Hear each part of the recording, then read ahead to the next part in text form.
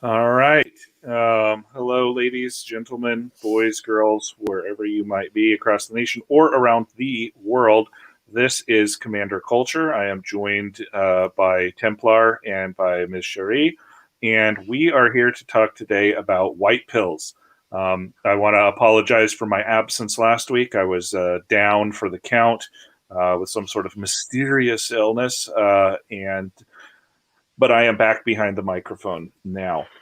Today, we're going to be talking, like I said, about white pills. This is a white Christmas that we have coming forward, the birthday of that we celebrate for the Savior of the human race, Jesus Christ, and we want to look at the positive. A lot of times we focus too much on the negative things that get us down, but I am a remoralizer. I am the remoralizer. And so we have things that we can be happy about, things that we can be hopeful of, things that came out good in the last year, and that we can look forward to coming out gooder in the coming year. Templar, welcome to the stream. Hey, thank you for having me. Good to be back. It's something I look forward to each week. So definitely excited to be on back on the stream tonight. Miss Cherie, what do you got? Not much, but I'm happy to be here. Okay, well, we're glad to have you here.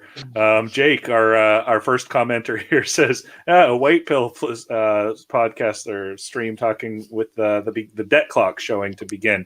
So yes, Yeah, that's exactly what I was going to mention. Just like, yeah, exactly. No, see, well, you guys are all negative Nellies. You're looking over here at the debt clock. I'm looking over here at federal tax revenue. Hey, that stuff is shooting through the roof. Look at all that savings per family. I don't know what you guys are looking at over here, but savings per family, wow, that's in the green. I like that. That's the kind of stuff we need to see. Household assets, U.S. national assets, the State of the Union is strong, my friends. Don't look over here at Social Security liability. Don't look over here at Medicare liability or unfunded liabilities or any of that kind of stuff, or even the gold to dollar ratio. Just look at tax revenue. And that's you. That's you contributing right there. So let's move on from that sort of a little depressing thing here to to something that's positive. There are a few things that I wanted to talk about this little evening here, and one of them that I like that's a fan favorite here for Commander Culture is space travel, space exploration with a capital E and also a capital X, where we are leaving the surly bonds of gravity and heading out into the solar system. Exploration is man's destiny. I should say it's the destiny of Western civilization. Whether you look at Western man as a Phoenician, or you look at a Western man as a Greek, or you look at a Western man as a Viking, or as an Italian working for the Spanish, we're all about exploration. We're all about getting out there, seeing what is on the other side of what we do not know. Clearing out the terra incognita, if you will. And the governments of the world have largely given that up. There are still a few exceptions, China being the primary one, but private space exploration is our last best hope, I think, for having space exploration not conducted by autocratic, communist, Asiatic, despotic tyrannies. And so that's what I like. Every time I see the news, I kind of geek out and I'm like, ooh, another rocket. Oh, another this, another that. Say what you will about the personalities, Bezos or Musk or whoever who's behind these things. We need to get out into space. That's where humanity's destiny lies. The Chinese know this, and I'm kind of a fan of somebody else getting into outer space before the Chinese, even if it's a rapacious global corporation. uh, any thoughts on our future in the stars? I think it's kind of predicated on utility. Obviously, if they were to find some kind of resource on the moon that made it a profitable endeavor, right now they're kind of banking on the whole telecom and government contracts. So there's utility, for satellites and everything from a military application and just commercial applications. It would be cool to see some kind of economizing of further exploration more than just Earth's orbit. Whether that's space tourism, which we haven't necessarily lowered the cost of space travel to make it viable for tourism, but it's right on the cusp there, so that's kind of cool. And I'm talking about like accessible to more people than just like Bill Gates and his buddies. But in addition to it being cool, it it adds a level of resiliency to humanity if we exist on more planets than just one. So I don't think we're to the point of colonizing other planets yet, but uh, I think it's there's something to be said about that uh, kind of going out into the great unknown. You know, because all of those explorers that you mentioned before, Columbus with the Italian Spanish combo there, you know, they were really the astronauts of their day. They are losing the sight of the shore in order to go find something greater, but they didn't even know if that greater thing existed. So this sort of leap of faith into an unknown, it's really an honorable and a commendable trait, and it's very impressive, and it kind of tugs at the heartstrings of any real human being. You know, there are some people who are content living in their parents' basement and couldn't care less about, you know, furthering humanity. But I think the real humans are those who are reaching out and grasping for they don't even know what. And another one I think even more impressive was Ferdinand Magellan's circumnavigation of the Earth. That I can't even imagine that, you know, being gone for that many years, leaving with 5 ships and coming back with 1 ship, and like it was like 15 dudes. Magellan didn't even make it. No, he didn't even make it. There's risk, and there might not even be reward other than, you know, sheer information. Like you might come back with nothing, but the fact that there is nothing out there. But it almost doesn't matter. It's the pursuit that's a commendable feat, and it's always encouraging to see humanity figuratively and literally reaching for the stars. Well, you know, you bring up some really good points. One of them that I've thought about is the fact that, you know, where you say that they're kind of leaving the side of the shore and they don't know what's out there. Whereas with us, we have a pretty good idea of what's out there. You know, we can look at Mars and we can do spectral imaging of Europa and Jupiter, and even, you know, exoplanets light years away. And we can say that, you know, with mathematics and physics, we can see it. It's right in front of our eyes. It's almost like having a photograph of the new world, but then saying that you can't get there, and talking about the costs too. You know, so the costs have been, you know, aside from the theories of, you know, the lost Soviet astronauts and all of that kind of weird, cool stuff, and like Nazi spacefarers and things. Yeah, we've lost. I mean, we've really lost almost nobody. You know, we had a couple of accidents in the U.S. With the Apollo missions, a couple of accidents that the Soviets had with their rockets. But I mean, compared to the voyages of exploration, where you mentioned like no less a personality than Magellan, barely, you know, his expedition barely scrapes back years and years later. You know, one of the things that I was reading about was when Columbus left, he was absolutely not the first to leave. There were other people that had left before, going all the way back to the Romans, and there are records of this where, you know, Lucius Quintilius, you know, such and such, gets on a ship because he is going to go out west and he's going to find stuff, and then he's never heard from again, so they just stop writing about him.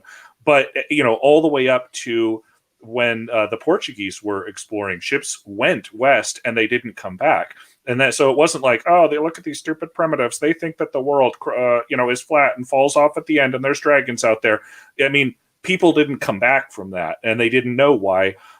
Here we have all of that information, and it sits right at our disposal, and yet we stand around doing nothing.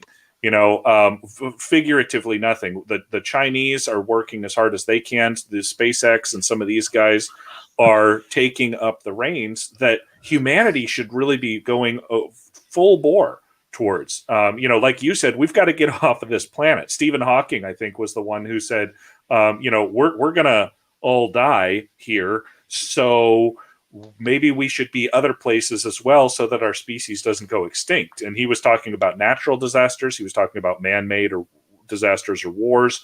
And it's like, let's get there. For me, the thing is mining asteroids. That's the thing for me. That's what's really going to happen. The first entity that goes out to space and hauls back an asteroid, just even made of iron, or some other mundane sort of material, is going to set off like a California gold rush out there, because they're going to become so fabulously bajillionly wealthy. But that's kind of, talking about white pills, it gives us something to look forward to. That's why I end every single stream that I do and every single broadcast that I do with "To the Stars," because we have to get out there. We can't just sit where we are. We've seen what happens when we sit here and just navel gaze, about universal health care and about Black Lives Matters and about all this irrelevant garbage that means absolutely nothing to the forward march of human civilization as a whole. We're obsessed with ourselves instead of with what we can and should be.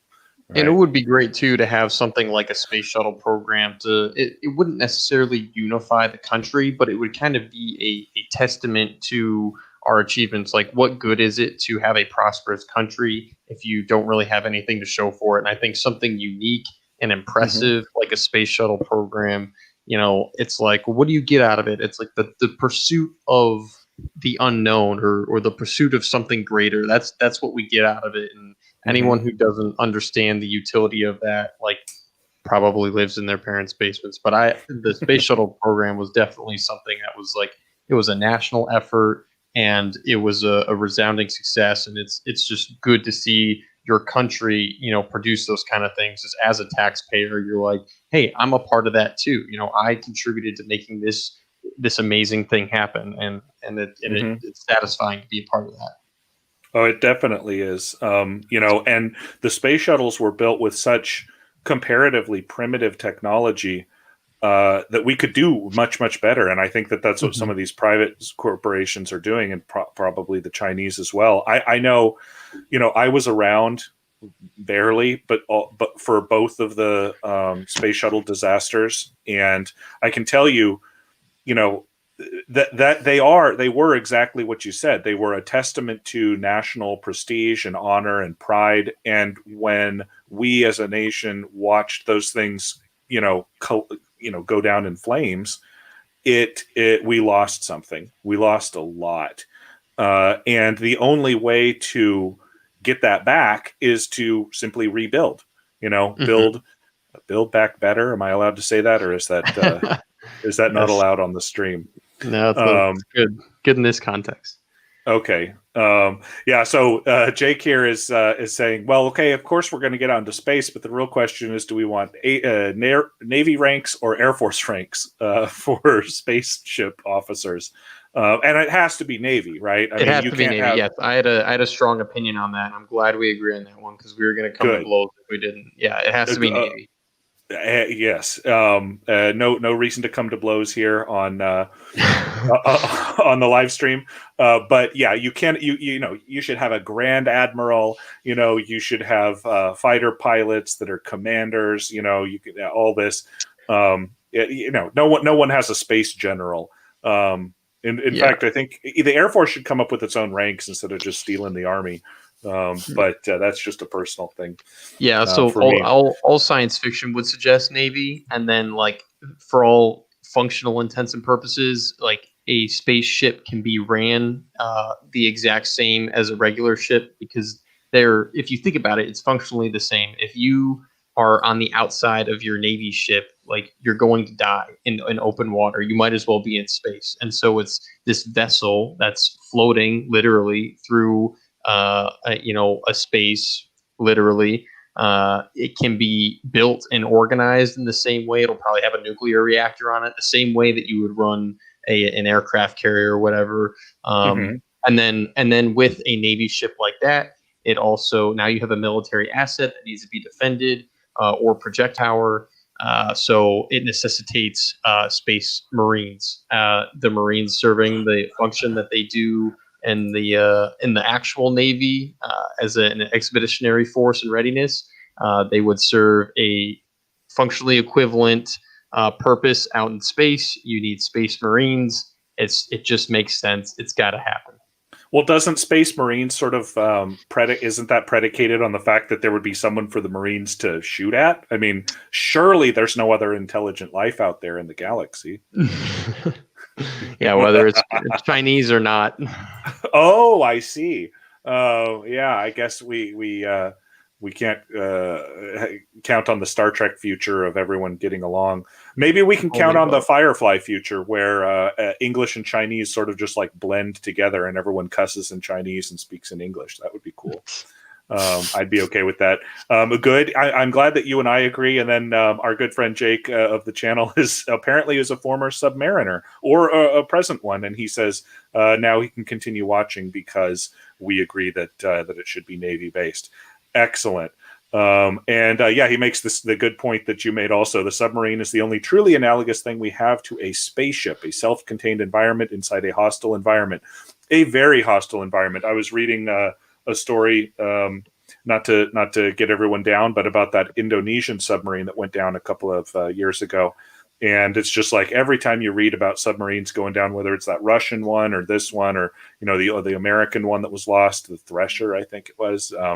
You just go, your heart really reaches out for those people. Germans, even in World War II, it's like that's not a cool way to die, but it is a cool way to live. Being a submariner, I will say that. That was something I always wanted to do, but I am very tall. And I was told I would not fit well inside of submarines. So I gave up my little dream. Excellent. So it seems like we're all on the same page that space exploration is something that's happening. It's something that's good. It's something that we can always look forward to, no matter how down you get with how stupid and shitty the world is and the governments are treating us. We can always look at the stars and say, we're going to get there. If I'm not going to get there, my kids are going to get there, or my grandkids are going to get there. And they're going to make sure that the Chinese don't, because the Space Marines will take care of them. But yeah. So thank you for your service, Jake. He's been out a year and a month. Sounds like you got out just in time. Had a great time. So it's quite a ride in ye old Western militaries nowadays. Miss Cherie, you've been awfully silent. Any thoughts on space exploration? Well, I leave that to you, good gentlemen, because I would probably be the wet blanket, as in I'm team terra firma. Like, I have no intention of going into space. I do find it, interesting and all that, but I like oxygen too much, and I don't want to go unless if you go, and then I'll have to knock me out and then wake me up when it's over. That's all I got. Well, that's understandable. In fact, just the other day, you and I were talking about the space shuttles, and we had mentioned the most famous woman astronaut, whose name was Krista McAuliffe, I think, right? Yes. And you had mentioned a fact that I had not known, which I find troubling, both as a space enthusiast and also as an educator, that they named a school after her, which is good, but it's a reform school for dropouts, druggies, and losers. And that's really sad. So our most famous woman astronaut, they get her off of terra firma, they explode her into a million pieces over Florida, and then name a dropout school after her. So as a woman, I think you have the perfect right to claim terra firma. And exploration is not really something that women are good at. No, it's true. It's like the famous astronaut, gets blown up, and then the famous pilot gets lost over the Atlantic, Amelia Earhart. And it's like, yes, they're famous for not succeeding in exploring. Just take a back seat for this one. Yeah. What was that? Y'all clear the way.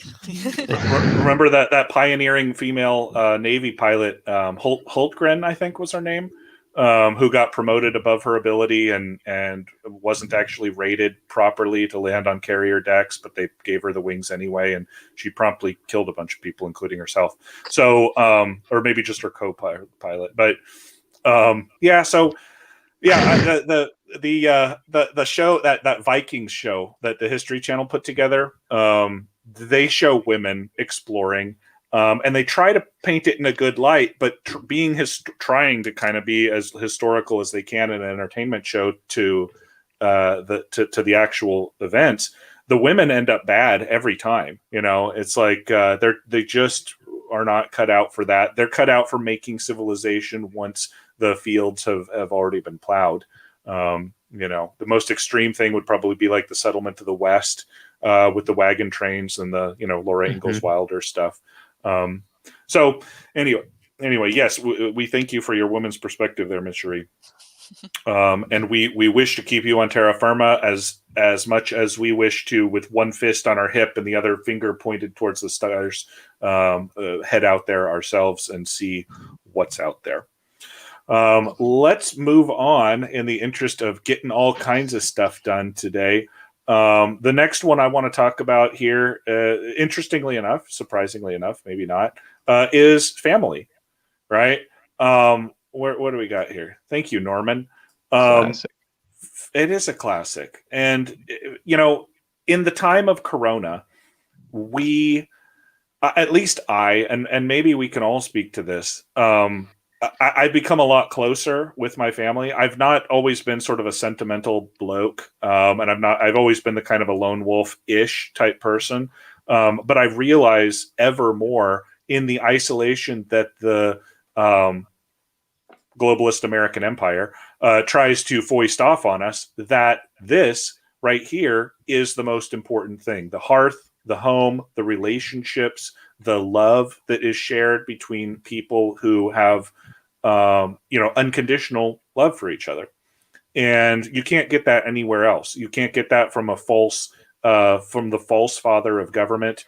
You can't get that from, TikTok or from, what's, I don't even know the names of those apps anymore where the hookup apps and stuff like that. Social. Oh yeah. The Tinders. And the Tinders and stuff like that. It's like, come on. Jake, you're going to get us all in trouble here. He says, why aren't there at least 3 different ethnicities or races?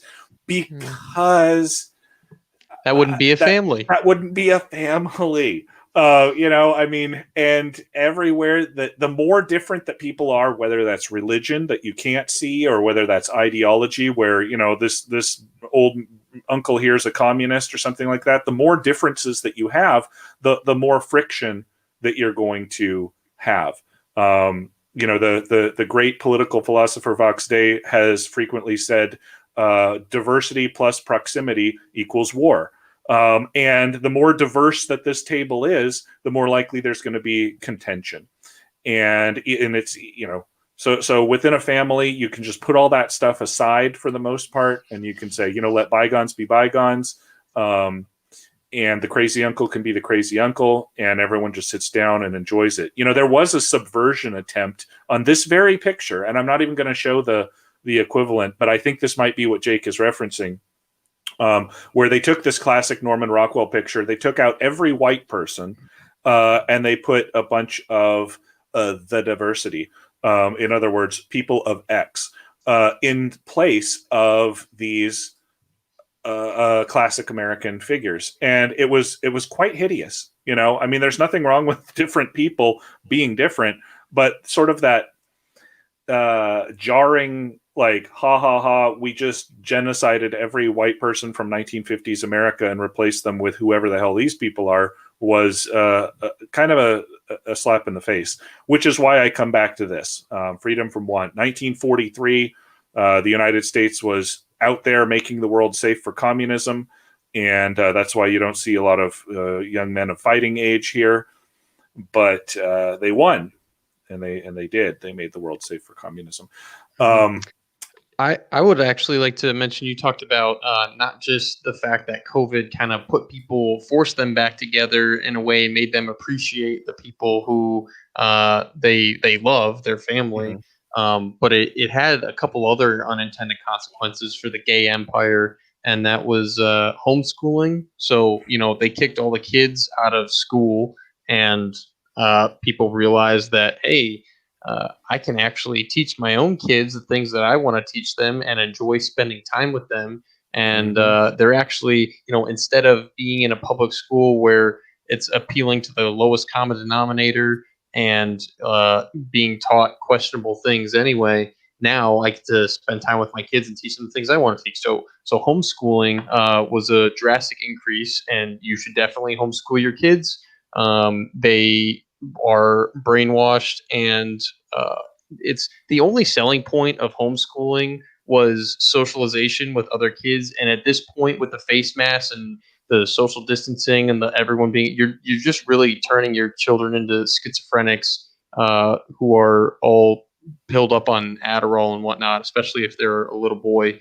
By sending them to a public school, so that I don't think there's a single reason, a single good reason. I can't think of one of why you would send your kids to a public school at this point. And so homeschooling increased, and that is a good thing. And then the other unintended consequence was that women who came home and realized that maybe feminism had lied to them, and being a wage slave in corporate America was actually not as fulfilling as being involved in your kids' lives and health and well-being. So women are working less. Maybe that's not even a correct phrase, because they're still working, but they're working for their children at home as opposed to for some, dollar bill burning, cigar smoking, monocle wearing CEO out there in the corporate rat race. And a lot of them, I think it was like, I don't quote me on the percentage, but I saw something as high as like 20% maybe of women just basically not returning to the workforce after things open up. And that's a good thing because it's good for the women because they're happier, because they're spending time with their kids, and it's good for the kids because they're being raised by their mother, and who better to raise your children than their mother? So two positive white pilling unintended consequences of the gay empire's attempts at shutting the world down. Yeah. I mean, and it's been a meteoric increase in homeschooling. It's something like, I don't even want to quote the numbers, but I remember seeing something like as a total population of students, homeschoolers were like 3% in 2019, and now it's something like, I don't know, Cherie, 15 11. or okay, it's in the teens, right? That's huge. And that's huge. That's huge. And and Jake, as Jake here says too, I think we're on the same page here. Hashtag homeschool or die. I am adamant that the youngsters in my life will not go to American public schools. They are factories for communist, drones, and worse. Now with this, transgender, demonism or whatever you want to call it, because even communists like the Soviets or the Chinese are not going that crazy. They would have no intention to. I think, and so to play devil's advocate there to Mr. Templar, there's one instance that I could see when you would send your child knowingly to a public school, and that is if your kid is special needs. Like heavily special needs, or not just like my box wine addicted trophy wife thinks that my stepson has autism because she watched Oprah once, and so now he's going to go into the goofball class, and there you go. No, I'm talking like kids that have severe physical and mental issues. It's a good place for them for part of the day, because there's still that socializing aspect where they would be more isolated among their family if they were to be at home. But of course, that has to be monitored. Where it's like, hi, I'm a mom, and I'm going to volunteer in this class. Great, that's awesome. And they welcome it in those special ed classes. Whereas in the normal classes, if you're there and you show up as a parent and you're like, I'd like to volunteer every day that my kid's in class. A lot of teachers are like, no, because then it gets in the way of their indoctrination attempts, or it just exposes them for the hapless moron that most of them are. No offense to public school teachers, most of whom are morons. We've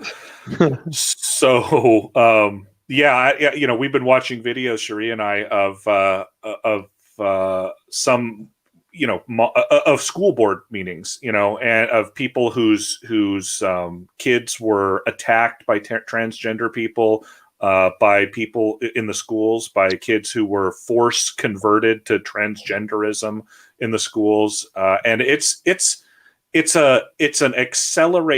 really a scarily quickly accelerating problem now, to the point where I think that I'm making a prediction, a Commander Culture prediction. You heard it here first, that we will see homeschooling top 20% by 2023.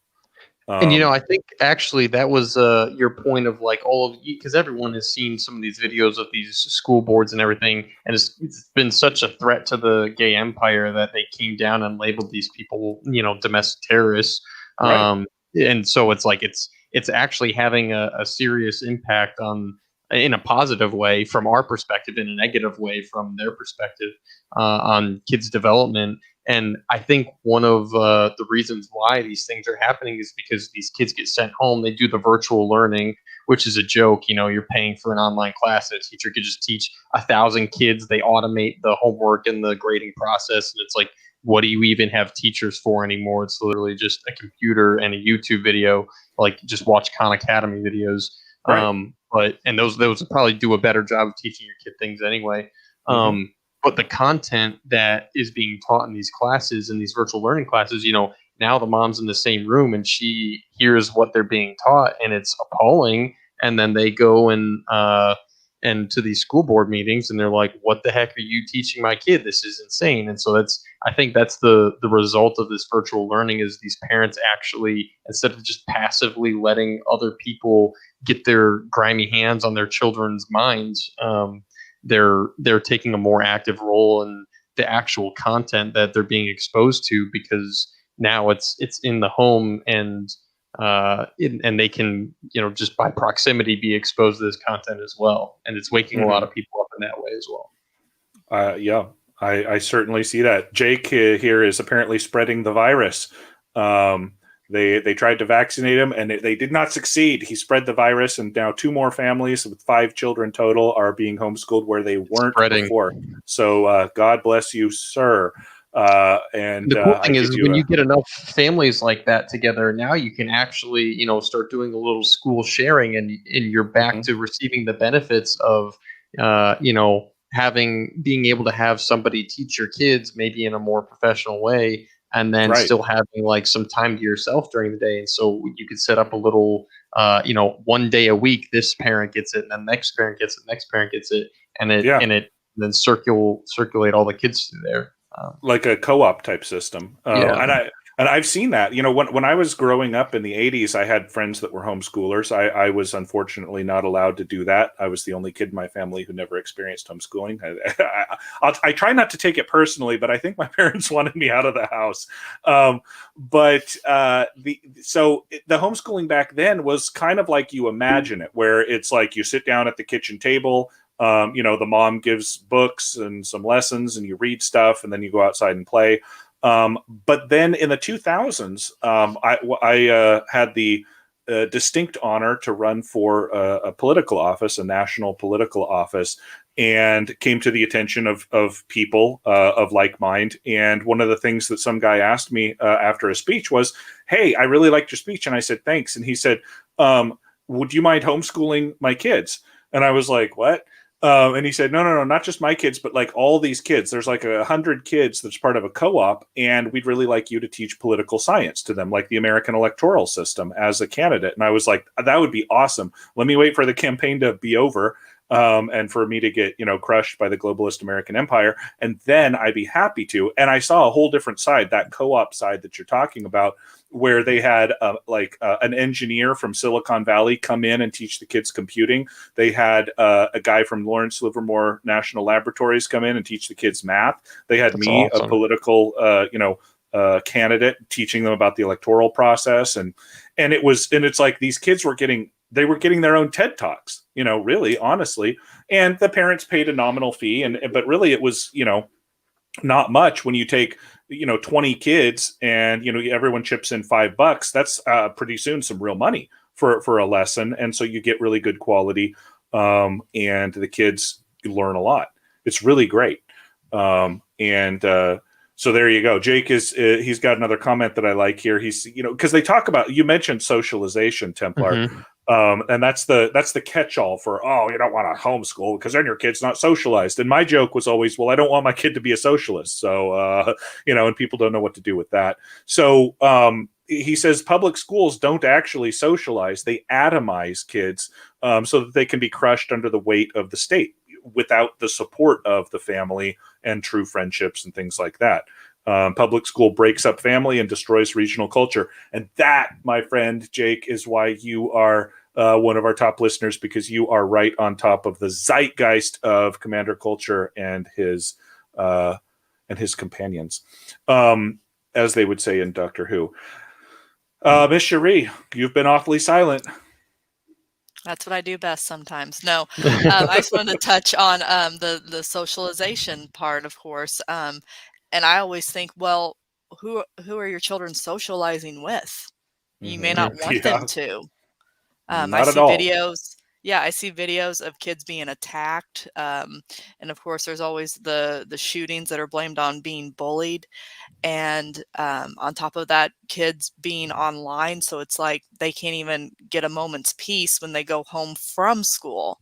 So I just think it's better to have them actually taught by people that love them and want the best for them, not ones that just put on a show. And I could, like, when I was in college, at first I thought, oh, hey, I want to be a teacher, and went for a few years, took the classes and everything. But the whole No Child Left Behind red tape, I was just like, no, I'm going to go into healthcare instead. So that's what I did. And the two things about that: number one, I think you would have been a good teacher because you have a good brain and a good heart, and that's what it really takes to be a good teacher. But at the same time, that sort of the bureaucracy, the silliness, that weight of the state that Jake mentioned was, just pushed you right out. You want to go where you are sort of treated well, where you are honored for sort of the contributions that you can make. And if you don't, this was something Templar and I were talking about just before the stream started. If you're not appreciated somewhere where you're putting in your heart and soul, why are you going to stick around? You go, oh, I really like this place, I want to make it better. And they go, oh, you suck. You're a freaking idiot. And we hate your guts and you should drop dead. You're like, well, okay, maybe I really don't want to be around here. And maybe that's another white pill about this, because a lot of us purebloods, we call ourselves, are out here, sans vax, and we are, being told that we're terrible people. But who are we being told that by? We're being told that by terrible people. Terrible people, yes. Exactly. And so it's like, well, you're a scumbag and a liar and a jerk and probably an idiot. And so if you think something, then you're probably wrong, which would mean that I'm right. So, I mean, we've got Jake gives us a very colorful example in the comments of one reason not to socialize your kids in a public school. I'm going to keep that one off the visual, just because it's a family show where Commander Culture cusses.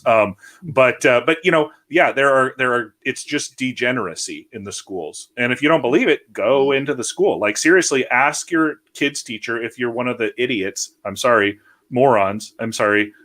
Doofuses that still sends your kid to a public school. Go in there and sit with your kid, walk through every class, or better yet, sit in the same classroom when your kid goes out, so that your kid doesn't feel like, set upon. Just say, hey, Miss Miller, I'm going to sit here for all periods of your 6th grade class, or 3rd grade class or whatever, and watch. And generally you will either be appalled by the low quality of the teaching, or you'll be appalled by the low quality of the students. Either way, you're sending your very impressionable young child into that environment. Please, for the love of God and all that's holy, don't do it. Yes. But the white pill here is that, COVID has created an environment where we now are exposed to our families more frequently, and we have grown to appreciate our families more frequently. And it's people are realizing the the benefits and the joy that they can derive from enjoying a setting like you see on the screen. I'll agree. And one of the things I always joke about with Miss Cherie is that famously backfired social justice attempt, the day without a Mexican. Do you guys remember that a year or two ago, where they all Mexicans are not going to go to work, and you'll see what it's like. And boy, if it wasn't a really nice day. With good customer service and no fecal matter in your lettuce, it was just fantastic. And with this, the COVID thing, the diversity, inclusion, and equality that we've been subjected to increasingly over these last couple of years has kind of waned. You don't see it on TV as much because you're watching things that you want to watch, not just flipping the channels because you're too tired after work. You're not seeing it. You're not getting pushed at work because you're either laid off or you are, just focused on the task because you're working remotely. You don't go to the grocery store. You don't go to the theater. You don't go out as much. So this whole, kind of cultural ethos that they're trying to push, diversity, inclusion, and equality, you're not seeing it. And so it weakens the globalist American empire, and it brings us all back to the micro, to the individual family. What do you see when you wake up in the morning? What do you see when you look in the mirror? What do you see when you sit down at your dinner table? And that is what's really important. Any Can final I add thoughts just on one more family? thing? You may, please. This was pretty recent, but I remember a story, I think it came out of Louisiana, was the school kept having fights day after day after day, and they weren't sure what to do. And yet, I don't know, dads took shifts of being at the school, and it calmed everything down. Mm-hmm. Yeah, it's kind of funny because I think the solution there, what that brought about was like the corporal punishment and the discipline aspect of it. That even if a public school does have that problem, it's like illegal for them to intervene in a way that would actually bring about order in the school. And so it's like, but at that point, like, do you even want your kid in that hostile of an environment? And then if you're gonna have to babysit them at school anyway, what's the point of sending them to school? Babysit them at home. Yeah. So it's a sorry state, but yeah. Yeah, I was thinking either homeschool, or maybe there needs to be more men in schools, not just nothing but women teachers. That's probably not very helpful. That's a good point. All right. Well, moving on to the next one there. Thank you for that last contribution, Cherie. Spirituality, right? And oops, wrong one. So what this means is, and I'm just going to speak from personal experience, but I don't just mean my individual self, but what I've seen around me is that people have been turning back to their spiritual roots. They've been examining themselves. The unexamined life is not worth living. Well, I don't have anything else to do, and I'm at a dead end because this is the way the government's pushed me. I need to examine myself. Well, what are you at your root? You're a spiritual being. You're animated by something more than just flesh and blood. And so people are turning back to their spiritual roots. In the case of many Americans, this is Christianity. And in the case where, and at the same time as people are individually turning back to spirituality, which I think is a very good thing, what they're also seeing in examining not just themselves, but the spiritual world around them is the true versus the lie, the truth versus the lie, the good versus the evil. Truth, beauty, and goodness is one of the bywords of this channel, and it's the Platonic ideals.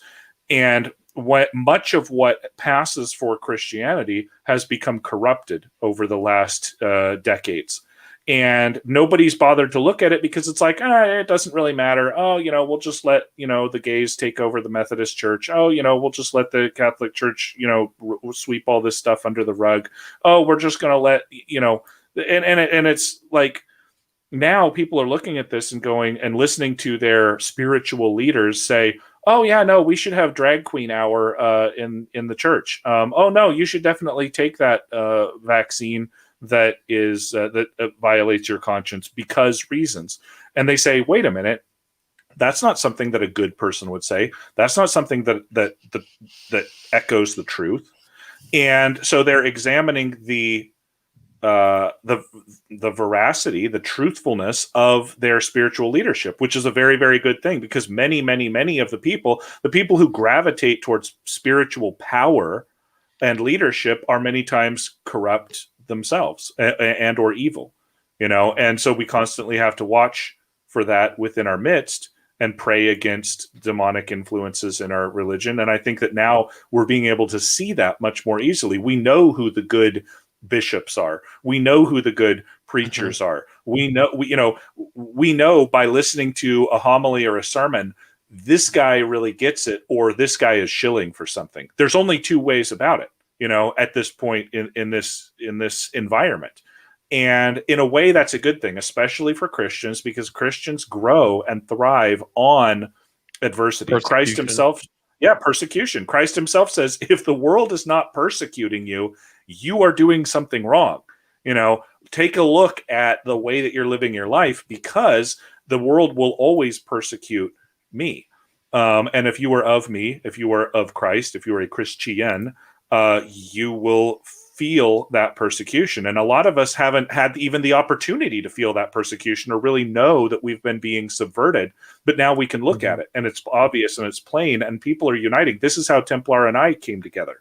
We would have never met. We would have never, had our little powwow and be bringing you guys this great content if we hadn't both said, wait a minute, something is seriously wrong. Let's sit down, examine where we're at spiritually, talk about it, and get together with like-minded people. Yeah. And I think even in your persecution, not that in and of itself is a good thing, but a lot of people have not experienced suffering. And it's not that you should necessarily seek that out, but in the same way that going to the gym, you experience suffering, and then there's somewhat of a reward on the back end. Spiritually, it's similar, and we have not necessarily had this kind of spiritual test where there's overlap of your spiritual suffering and your temporal suffering. Usually that comes to a head at some point, but in this instance, it's pretty obvious where, do you want to be a good, upstanding Catholic, a good, upstanding Christian in America? Well, guess what? You're going to be robbed of opportunities. You're going to be persecuted in some way. And so if somebody truly holds these beliefs, truly holds these convictions, they are going to suffer as a result of them. And if to someone who either hasn't experienced suffering or doesn't equate suffering to something that produces a better person, that's uncomfortable. But at the end of the day, they might come out the other side stronger, more convicted in their beliefs, and less afraid of the kind of temporal threats that are lobbed at them for their spiritual beliefs. And I think that's always a good thing, because when you have your convictions and you're strong in your beliefs, the amount of threats that you will bend the knee to in this world becomes less and less, to the point where you potentially achieve saint-like acts where there is no degree of threats that anybody can lob at you in this world. There's no amount of persecution or suffering that will get you to bend the knee to this corrupt or evil person, because you don't answer to them, you answer to God. And I think more people are, if not achieving that status, headed in that direction as a result of the sort of obstacles and adversity that they're experiencing nowadays. And so it is nice to, one, be able to easily distinguish who is good and who is not.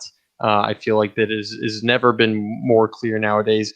An unintended consequence of something like a vaccine pass, it's like, the same way that they can discriminate against people who are unvaccinated, we could see everyone who has been vaccinated. It's like, not that necessarily makes you a bad person, but I know for a fact that if someone remains unvaccinated, that they believe that it is wrong, and they have the the conviction to stand up for what they believe is wrong or what they believe is right in the face of what is wrong, because you cannot stay unvaccinated without experiencing adversity and potential suffering. Like, you have to make sacrifices in order to remain in that status. And so there's quickly becoming a like-minded community that we are being driven together by our enemies. And it's almost it's a white pill in and of itself, because all of these people who would have otherwise tried to keep their heads, under the ramparts, they're being forced to expose themselves, pick a side, get off the fence. And we're quickly identifying who our allies are. And they're not just allies, they're good allies who won't just crumble at the first sign of danger. And the same can't be said about our enemies. Right. No, I was thinking while you were talking about Jesus himself said separating the wheat from the chaff, the sheep from the goats. And that's a very stark image. It's like, wow, this is wheat and this crap over here is chaff. Like, you just blow it and all the chaff goes away and you're left with a handful of grain. And that's really all that it is now. A church says we have a vaccine passport. It's like, okay, great. So you're of Satan, that it's that easy. To tell. And then you find a group of people who are meeting at somebody's house who say, we are the malcontent. We are the ones who have abstained from this because we believe it's evil. And you go, okay, this small group of people, huddling together in this person's basement, Jesus is more present here than in a massive cathedral packed to the brim with a bunch of people who don't even know why they're there. Right. Right. And who were only allowed to be there at the benevolence of the state itself. Yes. Jake points out that churches exchange their spirituality and convictions for the 501(c)(3) status, just free money. And I would agree with this a lot. This is why I have had traditionally a very hard time personally tithing or finding a way to tithe. And I was very glad when I had a spiritual leader who sat down with me and helped me to tithe in a way that I felt was morally correct. A lot of the money that I was tithing was going towards, barbarian invasion of my country, for example, or towards openly communist programs. Or even to the subversion of the leaders in my church who I felt were holy and upstanding moral individuals. And so it's hard to do. And when the state, this is why we tried to have a separation of church and state. That was one of the geniuses of the founding fathers. And it's kind of gone the other way, where the state has taken over a very limp-wristed church, with a lowercase c in the United States. But yeah, you're absolutely right. We're almost going to a situation where we have I'd call them semi-underground churches. I know during the height of COVID, my parents, who couldn't make the shift quickly enough, between what their stupid church leadership was telling them and what they felt was right. And so they just, we're just going to attend Bible study. And we're not going to really do the main thing because it's all weird and they're making us do stuff that we're uncomfortable with. And they did. And it was basically, I'm thinking to myself, that's an underground church, just like they had in Soviet Union, just like they had in communist Poland, just like they have China right now today. In Red China. And you have, by the way, and I've been to high mass at the Beijing Cathedral, and it's chock full of people. But it's not chock full of people who have that burning light of Christ in them. I'm not saying that no one there is a Christian. What I'm saying is that the true light of Christ in his church is being carried in the underground churches, whether Protestant or Catholic or anything in China, not the state-sanctioned, CCP handed homilies and sermons. Yeah, I think that's worth clarifying today, as well, is the fact that it's not that Christ is absent in these churches that are allowed to continue to practice in the open because they've met the criteria of the state. It's the fundamental principle of who, you can't serve two masters. Who is the authority that you answer to? Is it God or is it the state? So if you are forced to make a concession of your faith in order to accommodate the state, there's your answer for you. There's your master. So if a church or church leadership is making a concession or an accommodation to be right with the state at the expense of God, then God is not their master. Well, God is their master, but they are choosing not to answer to Him. And they're trying to choose a different master. God's pretty clear on what happens to those people. So you're more likely to find the presence of Christ among people who refuse to bend the knee to a man. Yes, or an evil cabal or Satan himself. Yes. Cherie, do you have any thoughts on this? Yeah, the Vax Pass, it just reminds me of how was it hospitals? Some are saying that if you don't have it, you can't have life-saving surgery. And this was never the case, to attend church for any other illness or virus. And, whatever happened to priests going to see, lepers? I mean, and this isn't even that. So Right. it's just, yeah, it this is much baffles me. less dangerous than leprosy. And that's something I did hear a priest talk about that at the height of the COVID thing. He was alarmed and confused and pissed off that his fellow priests, a lot of them were, masking up, refusing to administer the Eucharist, saying, oh, well, we'll just meet online, or, we're going to, bar people at the door from coming to church because there's too many people in here. Since when has too many people been a problem, at a church? And so, yeah, you make a very good point there. Fear is not something, okay. So I want to mention two points real quick, not to jump on top of you guys, but fear. Okay. First of all, a Christian should not fear, or they should only fear God. They should not fear a temporal authority. They should not fear man, because man can kill the soul at best. Or man can kill the body at best, but it cannot kill the soul, right? The other thing too is killing the body, that sounds very unpleasant. Well, yeah, the universal symbol of Christianity is a Roman torture implement that the Son of God was executed on. If that wasn't suffering, I don't know what is. Maybe look up the fate of every single one of the apostles that followed Jesus. Christians are, I don't want to say meant to suffer, but in the sense that, like C-3PO in Star Wars said, droids are meant to suffer. It's our lot in life. It's like Christians are meant to oppose the world, and the world will bash them with its fist. And that's why Jesus says, turn the other cheek. It's like, you're going to get hit.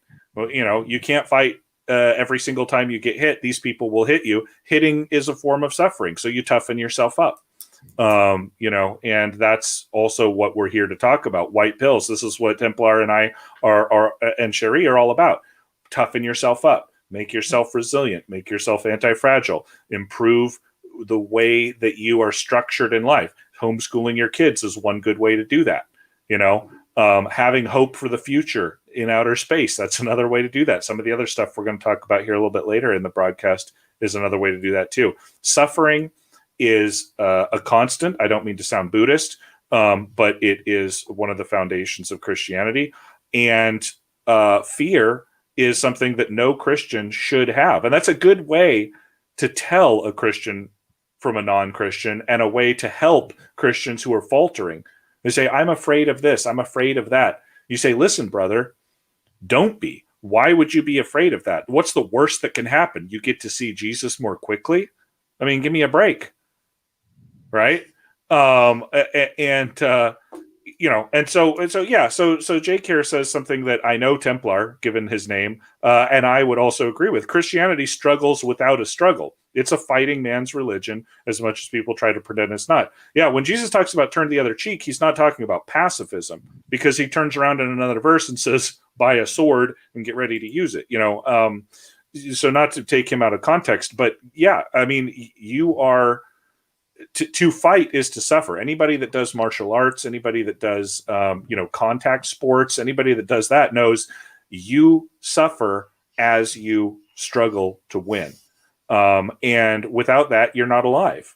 Without that, you're not alive. Yeah, and that goes spiritually, mentally, and physically.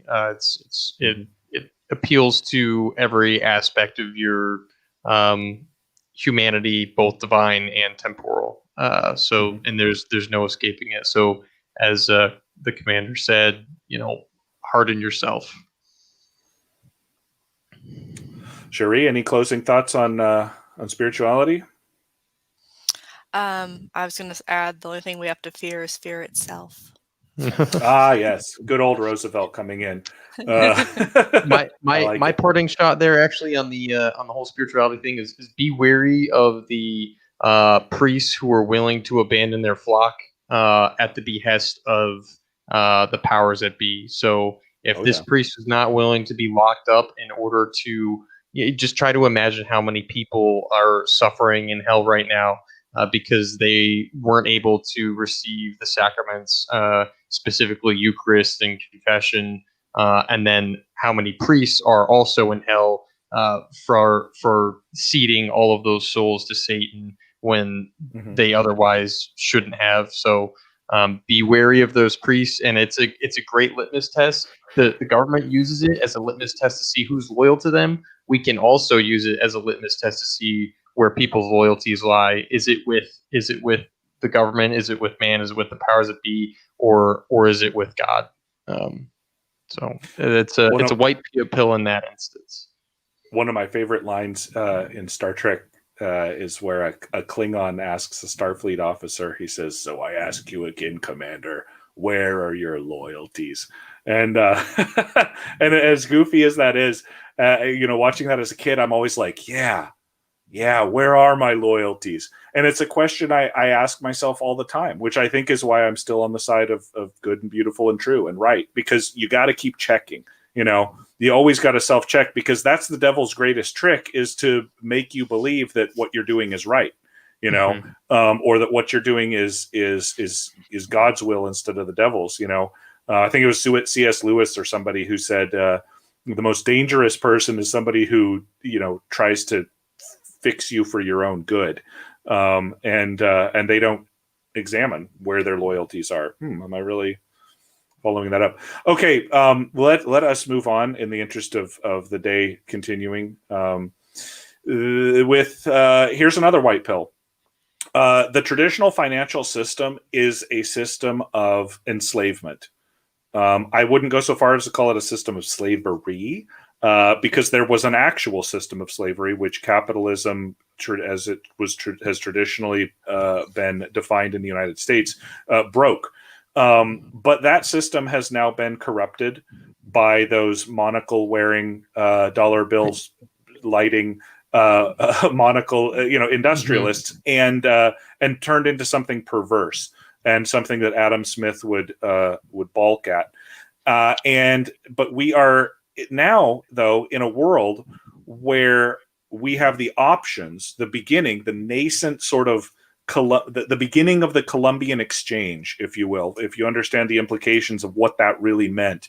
There's a lot of good that lays just beyond the horizon, a lot of bad that lies just beyond the horizon. But regardless of those two things, tremendous opportunities for freedom and tremendous opportunities for people of energy and strong will to succeed and prosper. And that is in the decentralized finance system, or what you could call crypto. You do not have to be reliant on MasterCard and Visa, which will deplatform you in a second. You do not have to rely on your bank, which is essentially an extension of the oligarch captured government. You can now just, it's almost sort of I don't want to go full like Ayn Rand, libertarian, freak show fantasy type thing, but you can free yourself from their financial system in large part, depending on how aggressive you want to be. Now, can they try to come after you? Of course. Are you 100% protected? No. But it's like if you are a fugitive in medieval France and you get yourself on a boat, you can pretty well disappear into the woods of Canada and become a trapper if that's what you want to do. And that's kind of a weird metaphor, but that's the one that came to mind. And that's what we can do here with decentralized finance. I've seen people with my very own eyes, and I won't speak to, I'm not a financial advisor, but I've seen people make a lot of money using sound, reasoned, statistical, rationalizations, and I think that that's the way of the future. What think you, Mr. Templar? Do you have any? Well, okay, so with the traditional financial system, it's not inherently evil. It's a tool just like any other tool, just like a gun. It's the people who are wielding it that are evil, not the system itself. There's a lot of utility in something as simple as a bank, a centralized place to hold people's money so that it doesn't get stolen. This also serves the function of lending, and there's utility in that, and it's a good thing. But what you're seeing here, and we mentioned this all the way back when we were talking about currencies, if you can inject yourself in the process of transactions between two individuals, anytime there's money changing hands, if you can get yourself in that process, not even intervene, just make your presence a requirement in that exchange of currency, you can influence every single transaction that occurs. And really, if you could do that, you can influence anything. So it's extremely useful for the powers that be to find a way to put them in between you, the sender, and the person that's the recipient. And like you mentioned, really, the banks are institutions that are so big, too big to fail. In fact, they have a red phone in every office that you pick it up and they call their buddies in the Federal Reserve and in the Treasury, and it's just these people. They all went to school with each other. They all attended the same clubs. They all are part of the same secret societies. There's really no escaping the tentacles of this entity in a traditional financial system. Do you have any examples of someone who is a victim of this traditional financial system? Sure. Yeah. Anyone that's been deplatformed by PayPal, or like or one of those payment processors, which there have been a lot. Yes, that's I think the first one that comes to mind. Yeah. Well, so a real life example, agree or disagree with his politics, but Nick Fuentes is he's a right wing, talk show host of his own. And if you even spend a couple minutes listening to the kind of trials and tribulations he's had to go through to do something as simple as set up a transaction, he even has gone so far as to use Monero and other cryptos in the absence of these payment processors, and it's really suffocating. And it's amazing the difference in how much a community can grow when they have access to these traditional institutions versus when they're kind of being suffocated by all of these other streamlined processes that they're deprived of. And the white pill here is that he's developed solutions. Him, a lot of other people, Gab, the alternative to Twitter. They've been working on more than just an alternative to Twitter. They have Gab Pay as an alternative to PayPal. And so the attempt here is to either decentralize a financial system, make it so that nobody owns it, or build a parallel financial system on par with the traditional one, except it's owned by our guys. And this way, we don't have to answer to horrible people in order for us to buy food to put it on the table.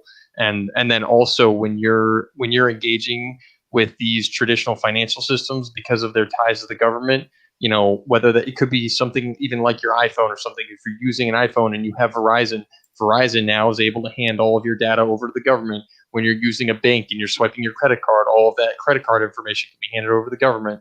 Everything going in and out of your bank account, and including the money itself. Janet Yellen just passed a IRS code that allows them to see any transaction in any bank account with $600 or more. So at this point, it's a matter of whether or not they want you to make that transaction, and they can retroactively persecute anyone who did something like donate to a Trump campaign. They're now a political dissident, and you're a domestic terrorist. And now that you're labeled a domestic terrorist by these people, they can, without any due process, reach in and pull $500,000 out of your bank account like they did to Nick Fuentes. And really no one is safe so long as they are dependent on these traditional financial systems. So the obligation here is to either set yourself up for success in a decentralized financial system, convert your dollars into some form of crypto, or identify one of these parallel institutions that kind of mirrors this traditional financial system. It's just owned by someone who isn't a shill and isn't in bed with Satan. But there's always the possibility of that being corrupted as well. So, keep your head on a swivel, but we're definitely moving towards a better direction. They're all alternatives to the traditional financial system. Whereas even 5 years ago, I can't think of any that existed 5 years ago. So it's a positive development, really. And that's the white pill. The example that you use of Fuentes, like if it wasn't for crypto to fall back on, he wouldn't have had any other way of gaining financial support. And turning that around to build his media operation. And now he does. Jake points out, and it's a valid criticism of crypto, that crypto's main weakness is that it requires infrastructure. And this is true. But everything that is above the subsistence level requires infrastructure. And that infrastructure is vulnerable at certain points. Certainly, I think that we should all be prepared to grow carrots and chickens and barter that stuff, because that's the basis of an economy. But anything above that needs, the lubrication of high numbers in terms of finance. And when the people that are running these traditional financial systems are hostile to your interests, it behooves you to remove as many of those middlemen, as you called them, as possible. And when you have, an algorithm, or when you have a proof of work or a proof of stake, and that's the only thing that sits between you and the people who want to get your money, or who need to get your money, or who you need to get funds from, that's a good thing. It might not be a perfect thing. And certainly I don't think either Templar or myself is saying that it's a perfect thing, but it's better. It's the white pill that there are places to go.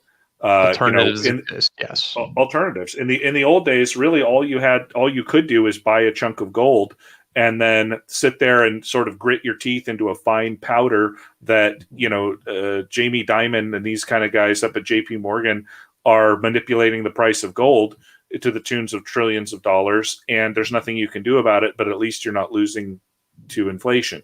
Now that you can, gold is a very hard object, right?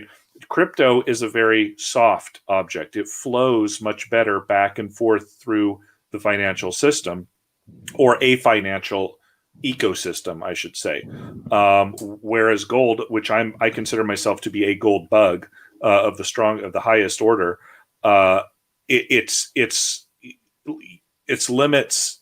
There are limits to its usefulness in a globalized economy. Now, you remove that globalized system, gold starts to look more attractive. Yeah. But crypto doesn't lose any of its attractiveness either. Governments. You'd mentioned governments.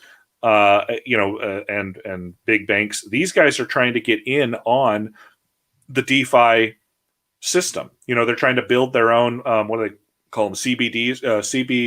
Central bank digital currencies, CBDCs.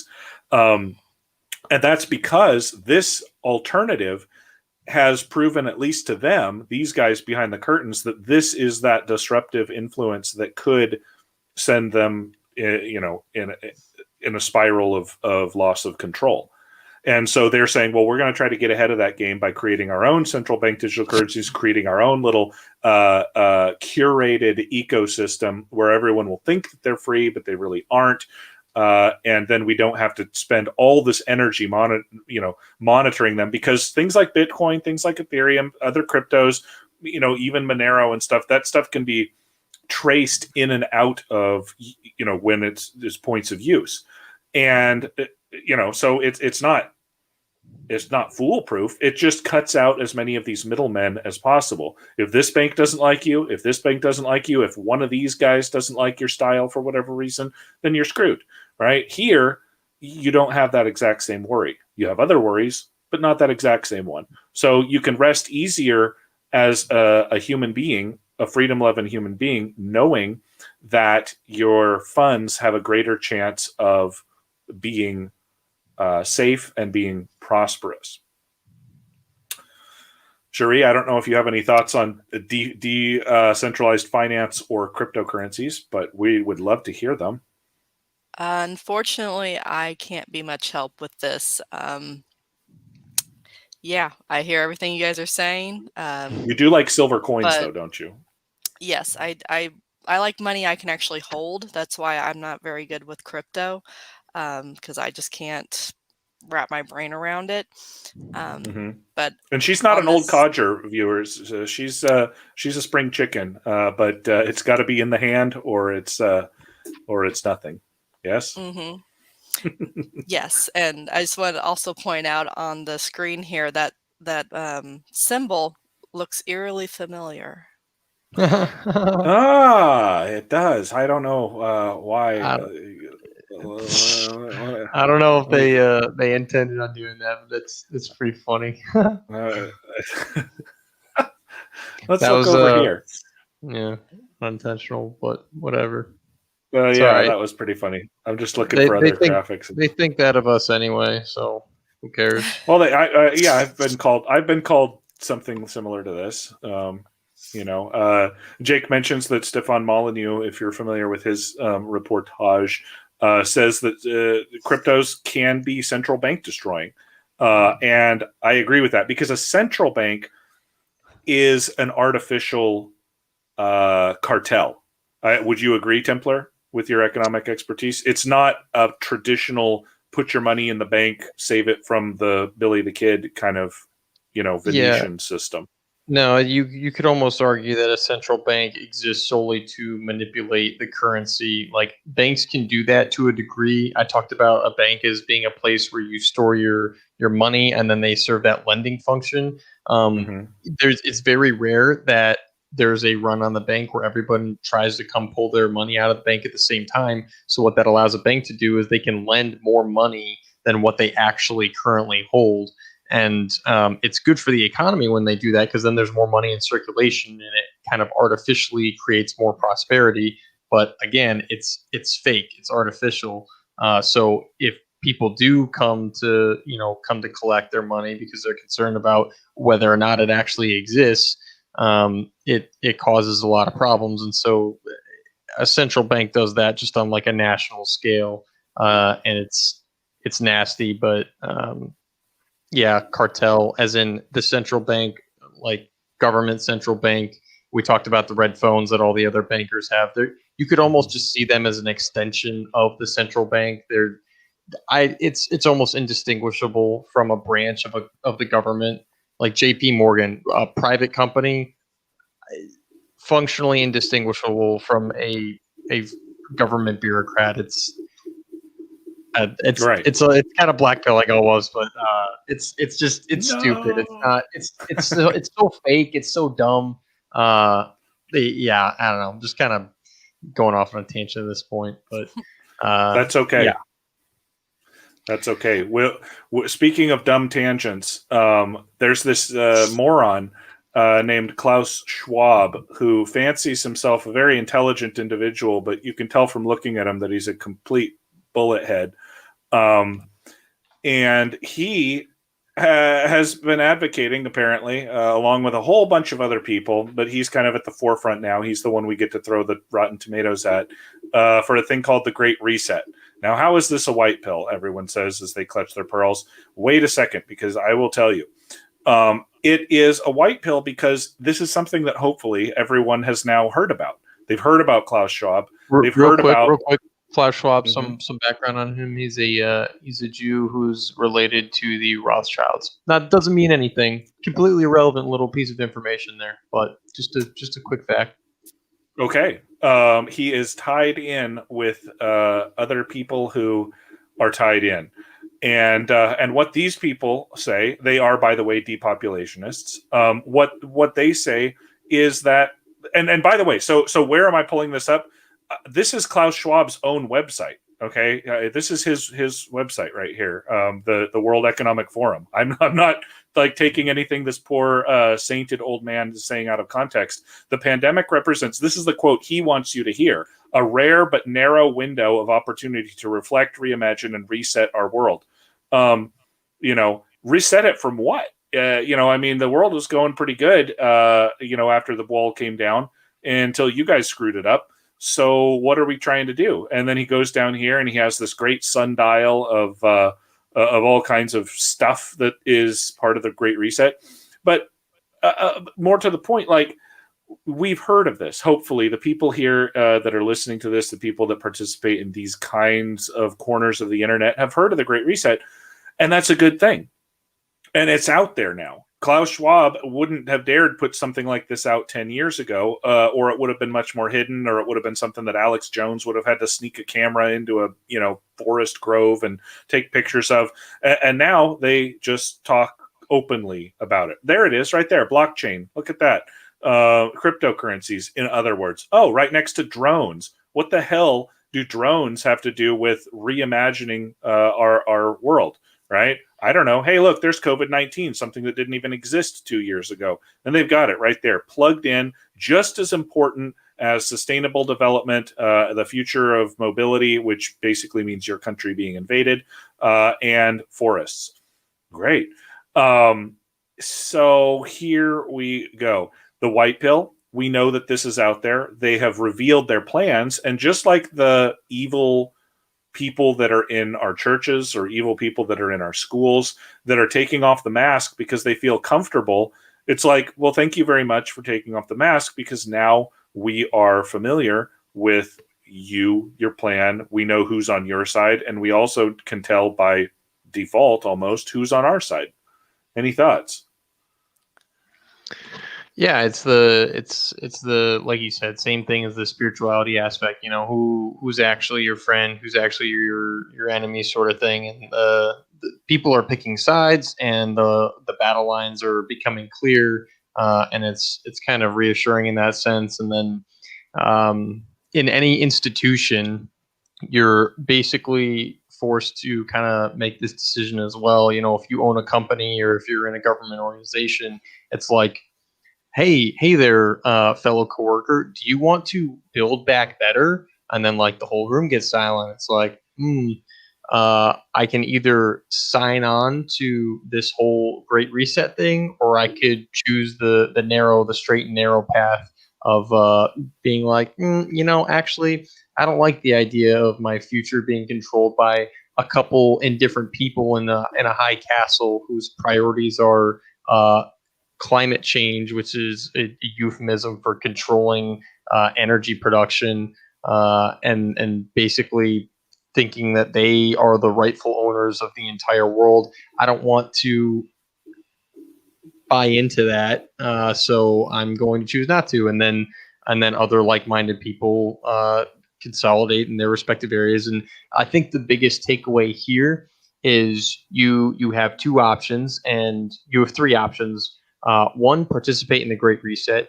Two, participate in a parallel economy, which, in all honesty, will be inferior to the reset because they own the infrastructure. They own, it's the difference between the 5G, the blockchain, the artificial intelligence.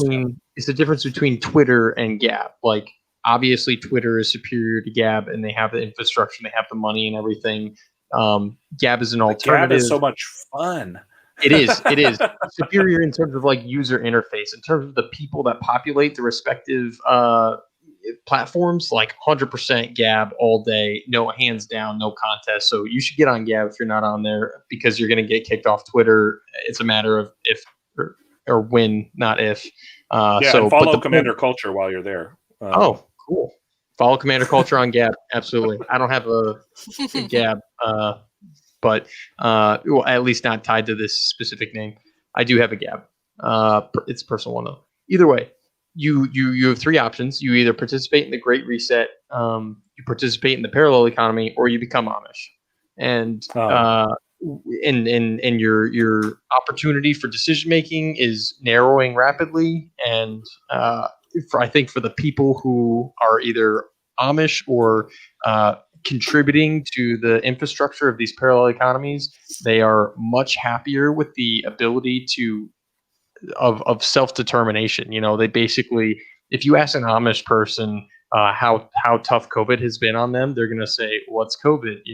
It's impacted their life exactly zero amount.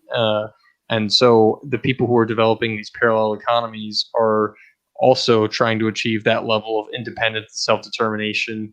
And if you succeed in it, I can promise you will be far happier than you would be sleeping in your pod, eating your bugs, and getting bumped into by nasty people on your little ride share in the middle of your crowded city, and only seeing fake astroturf grass, never actually enjoying the earth in the way that a human being and someone made in the image and likeness of God is supposed to. But that's I would say is the white pill here. The Great Reset. We too can initiate our own reset that exists independent of these people, and that's the path that I know we in this camp have chosen. Have you when you say Amish? I'll let you jump in here, Cherie, in just a sec. Do you literally mean just the bearded Pennsylvania Dutch, or do you mean like people like us who have just said, you know what, F it, I'm going to go full Owen Benjamin and start a goat farm up in the mountains and just do that? I mean, it's all of the above. But I was being literal when I said Amish. Like you don't have to necessarily subscribe to the religious belief system, but their way of life, at least.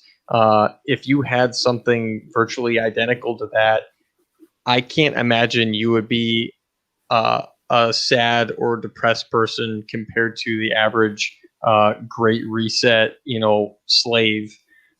So yeah, there's going to be suffering associated with basically subsistence farming and getting the things that you need to survive by the work of your own hands. The alternative is, I would say, probably something far worse, where it's a life not even worth living. You'll have food, you'll have water, you'll have your sources of artificial dopamine, but you will be left a husk of a human being without any actual meaning in your life. And that's the worst kind of hell. It's almost like being a vegetable, being kept alive on a feeding tube and a ventilator, but serving no real purpose. It's like, that's why you could probably say that suicide rates are so high, is we have a spiritual vacuum, and it's not being fulfilled by the kind of society that this brilliant Great Reset manufacturer is offering us. And so you're given an opportunity. It's like Satan offering Jesus the world, and Jesus would rather persist in his deprivation of food and water than allow Satan to give him the world at the expense of his soul and what he knows is good for him.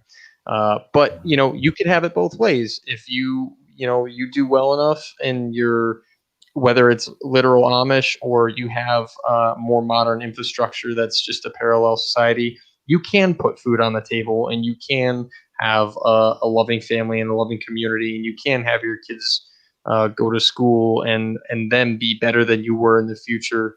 It's not a choice between participate in the Great Reset or starve to death. It's going to require some work, but I think in the long run, you're going to be better off, you and your family and your children. So no, you don't have to be literally Amish, but in all honesty, I don't think there's anyone in society who would not be better off by being literally Amish in a lifestyle way, not necessarily the religion, but yeah. And I think we're all sort of feeling that. Jake even shared with us that his investment portfolio is majority chickens, and that's, you can't go wrong with that. It's free food of a high protein variety and bug control on the wing, and and I think I know offline both Cherie and Templar, we've talked about doing stuff with the land, trying to figure out how to be a little more self-sustainable. Our current situations, employment-wise and stuff, doesn't really allow for that, but it's the goal. And I think that's where a lot of people are sort of headed back to. Everyone can have a victory garden. Everyone can have a chicken.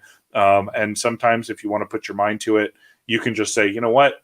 I can, like our grandfathers before, tune in and drop out, but without being a drippy, nasty, dirty hippie. We can be upstanding, fighting Christian men of the West and still have nice chickens for that. Cherie, I think we talked over you a bit. Do you want to jump in there? That's okay. The only thing I was curious about is, what is this narrow time frame that he references? Like, because we're a year into it.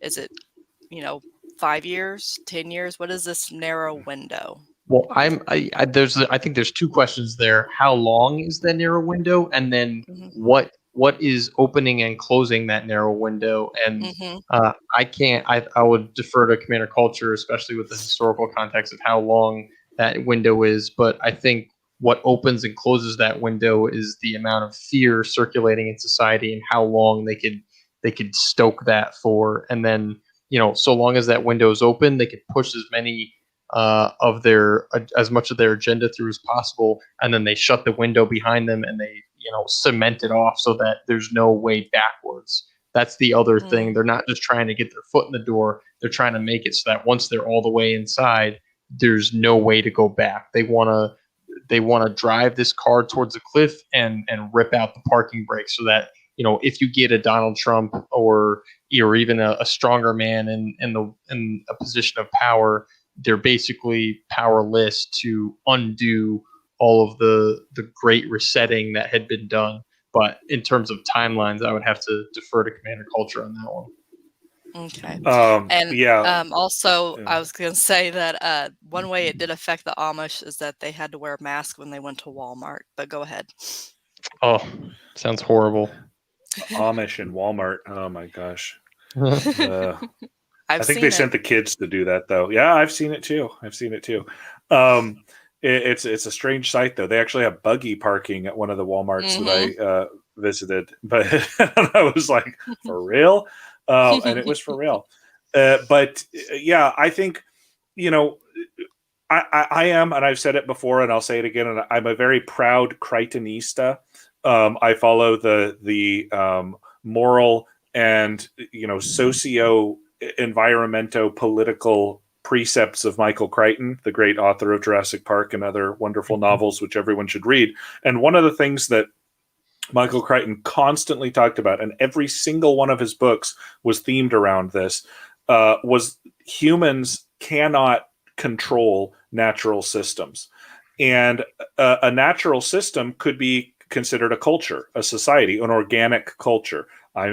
Commander culture, that's where my name comes from. Jake had mentioned culture being a foundational aspect. We talked about culture being formed from schools. And culture is a natural system. And all natural systems will tend towards equilibrium after manipulation.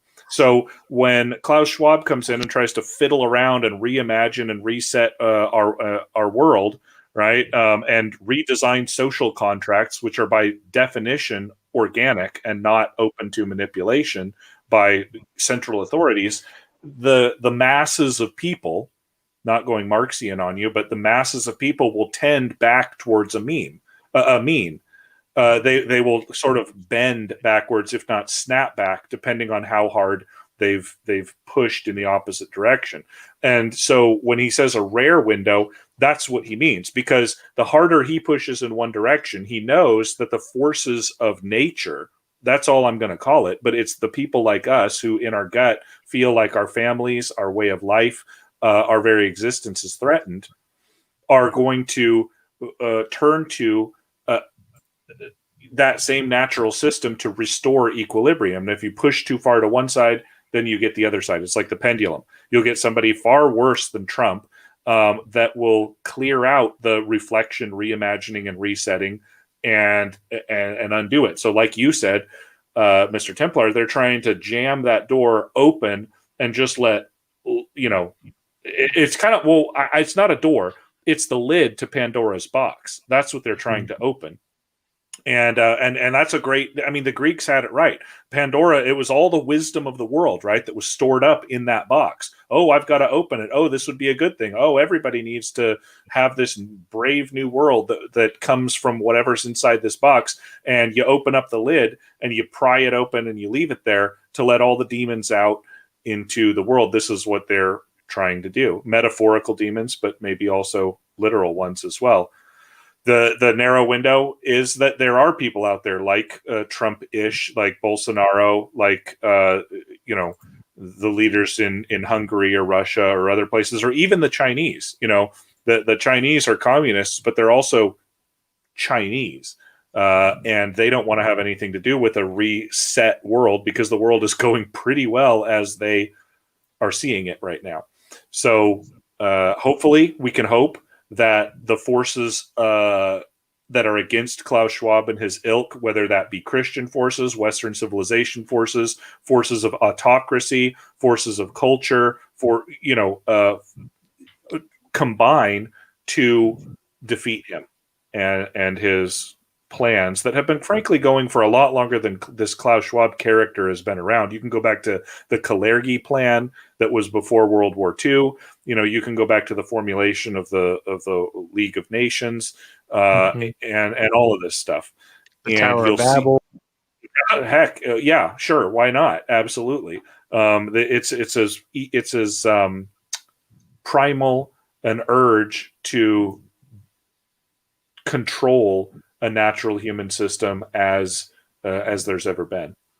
So, but here's the thing: we all know it, and now that we know it, everyone's fighting against it. We talked about centralization of. I want to just go back. I normally don't do that, but we talked about this centralization. There's a thing in here that you guys may not know about called the SWIFT system, which basically allows banks to transfer information, by which I mean money, back and forth very easily. It's a system that was built and controlled by the United States in the wake of the United States taking over the world economy following World War II. And it's worked very well because the United States has been a force for good at the same time that the United States has said, we're going to fair deal with everyone, because that's sort of what America does. We're the fair dealer, ha, ha, ha. And now they're saying, oh, well, we're not going to use the SWIFT system for the Russians. They've been saying that for 10 years. Oh, now we're going to cut out the Chinese. Well, what's going to happen is those two very powerful, very wealthy nations are just going to cut around. They're just going to build their own transfer system. That's it. Very simple. The same thing that Nick Fuentes down at the bottom of YouTube is doing. The People's Republic of China is going to be doing.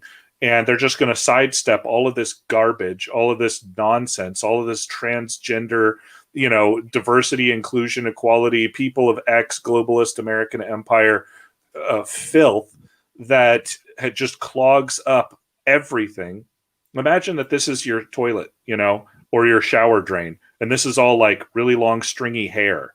That's just clogging everything up, man. Terrible, awful. You got to cut it all out. You got to fix it. Guess what? The future of food takes care of itself.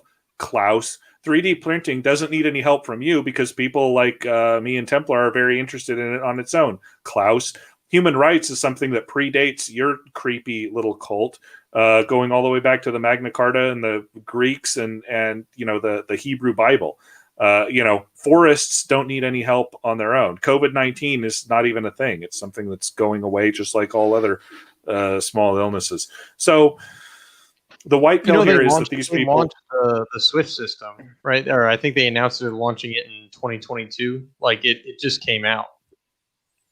Oh no, the Swift system's been going a really long time. Yeah, no, but the Russo-Chinese. Yeah. Well, they're doing it as quickly as possible. The Russians have been trading like in rubles and in oil, and in kind for a really long time since the United States played games with the Swift system. I think starting with what Putin was doing in Chechnya, really long time ago. And it's like it was perfectly inevitable. Like Jake says, we're going to cut you out of the system. Okay, we'll build our own system. Oh my God, that's totally inevitable, and that's exactly what we're doing. Like you said, building that alternate, or that, what did you call it, Templar? The parallel economic system, right? Or you just go Amish, and you just sit out there and you wait for these people to starve themselves into non-existence through their own bullet-headed stupidity. Because as smart as they fancy themselves, they're really not that smart. If you have to come out and say, oh yeah, this is all totally new ideas, when 90% of this stuff is not new ideas at all, it's just natural systems that function completely well on their own, and the other 10% is literal satanic, poison. Well, you're not running on too much gas, but our side's running on a lot of gas. It has a lot of good people. It has the future ahead of it. This is the way of death. But my cursor doesn't go over that far. But this, I'm pointing to Commander Culture and to Templar and to Cherie. That is the way of the future. That is the way of life. Final thoughts. I think we should wrap up for this evening. Cherie? I was not ready for that. No, I know. I wanted to jump you into getting you first, but I'm just gonna say I heard that Elon Musk said that women need to have more babies, and he's right. So that's all I have to say. Hey, nice. I'll second that one. Thank you for that. I think there's a lot of reasons to be white-pilled, and kind of like we mentioned in the spiritual aspect, you could take it one step further, and instead of taking the white pill, you can take the gold pill, and that is the fear of God and the fear of hell and complete indifference towards the machinations of what people like this guy currently on your screen have. You can stare the most powerful people in the world in the eyes and tell them and know for a fact that they have nothing on you. They have nothing on God. They are literally nothing in comparison to the creator of the universe. And knowing that you're putting your trust and your faith in that creator, it doesn't mean that things are going to work out for you in this life, but they will work out for you for all of eternity. And so no matter what happens, you can fight the good fight, you can struggle, you can strive for greatness here in this life. But you throw your lot in with Jesus, and you throw your lot in with God, the Father Almighty, and you will bask in their glory for all of eternity, regardless of what these people have in store for you in this life. So struggle. You might win, you might not, but at the end of the day, God will. So there is no reason to be black-pilled. It doesn't exist. We will win in the end because God will win. I like it. Wonderful, wonderful words, and all of them true, especially in this season, the season of Christmas, the season of the Mass of Christ, where we celebrate Jesus coming into this world of virgin birth to take away our sins and win that victory that Templar talked about. It is incredibly bracing when you think about the Christmas message. And that's what we here want you guys, our listeners, our dear audience, to be thinking about for the next couple of days going into Christmas. We may not be here. We probably won't be here for a Christmas broadcast because we'll be with our families. Let's get this creep off the screen and let's go back to there. This is where we'll be spending time with our families, spending time with our friends. And that's where we want you guys to be. And we want you to have that white pill. We want you to have that gold pill, as Templar called it, where you find all of your faith and your hope in a future with Christ. So with that, remember that things may look dark, but we will win in the end. For Templar, for Cherie, this is Commander Culture. I tell you that tomorrow belongs to you, to the stars. Good night. Merry Christmas. Merry Christmas.